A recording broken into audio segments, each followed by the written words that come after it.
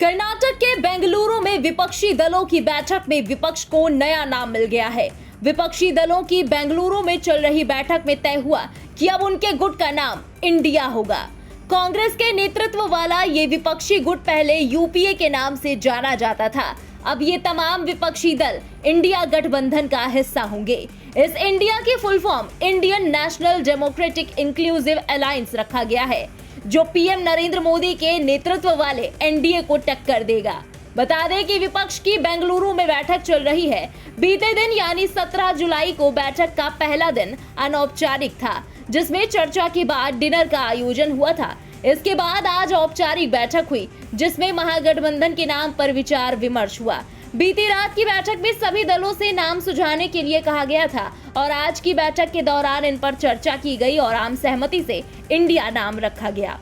बेंगलुरु में विपक्ष के 26 दलों ने हुंकार भरी। इस बैठक में शामिल हुए विपक्षी दल ये हैं: Congress, TMC, JDU, RJD, NCP, CPM, CPI, Samajwadi party, DMK, JMM, Aam Aadmi party, Shiv Sena Uddhav गुट, national conference, PDP, RLD, IUML, Kerala Congress M, MDMK, VCK, RSP, Kerala Congress Joseph, KMDK, Apna Dal कमेरावादी, MMK, CPIML और एआईएफबी।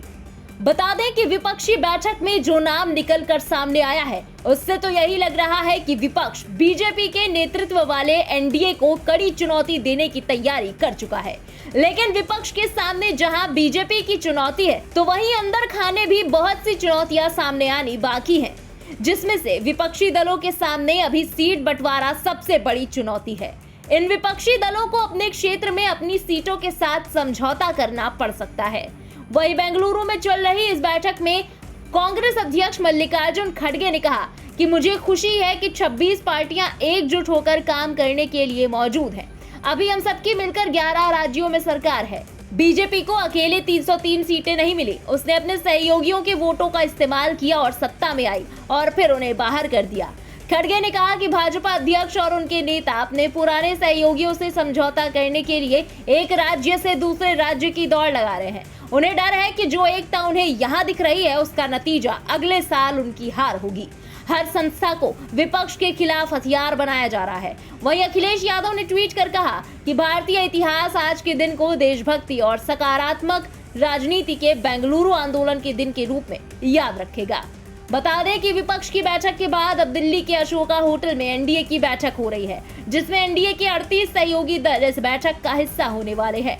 विपक्ष की बैठक के जवाब में एनडीए की इस बैठक को शक्ति प्रदर्शन के तौर पर देखा जा रहा है। 2024 के लोकसभा चुनाव को लेकर जहां विपक्ष रणनीति बना रहा है, तो वहीं क्षेत्रीय पार्टियों को साथ लाकर बीजेपी एनडीए को खासा मजबूत करने में लगी है और बीजेपी का रुख आक्रामक नजर आ रहा है। सामान्य भारतीय के इस सामर्थ्य के साथ हमेशा भ्रष्टाचारी और परिवारवादी पार्टियों ने अन्याय किया।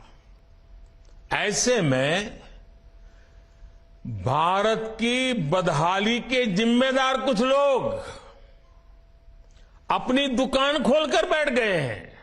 इनकी दुकान पर 2 चीजों की गारंटी मिलती है।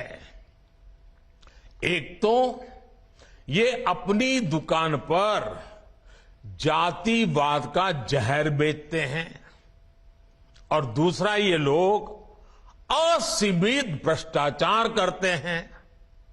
बहरहाल इन दोनों बड़ी बैठकों का क्या नतीजा निकलकर सामने आता है, ये तो आने वाले 24 के लोकसभा चुनाव के परिणाम के बाद ही साफ होगा। फिलहाल इस खबर के बारे में आपका क्या कहना है, कमेंट में लिखकर जरूर बताएं। देश और दुनिया की बाकी खबरों के लिए सब्सक्राइब करें हमारा यूट्यूब चैनल इंडिया पब्लिक खबर और बेल आइकन दबाएं, ताकि चैनल से जुड़ी किसी भी लेटेस्ट अपडेट से आप कहीं चूक न जाएं।